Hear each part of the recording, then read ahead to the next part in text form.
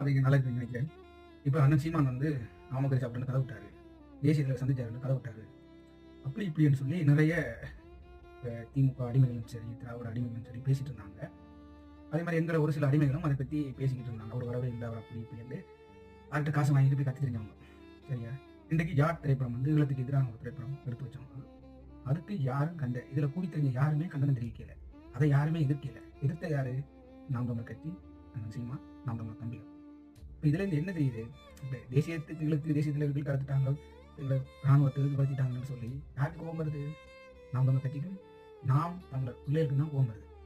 அப்போ இந்த திராவிட அடிமைகளுக்கோ, இந்த திருமுருகன் காந்தி அது இதெல்லாம் ஏன் ஐயா வட்டோ, இந்த கீரமணி குரூப்பு அதெல்லாம் இருக்குல்ல, கனிமொழியக்காக பேசிட்டாங்க, மன்னிப்புகள் இதெல்லாம் கதறினாரு. ஆனா உண்மையா எங்களுக்கு நேசிச்சிருந்தா அவர் இதை பார்த்து கொண்டிருப்பாரா? இதுக்காச்சும் இது பண்ணியிருப்பாரா? யோசிச்சு கொள்ளுங்க.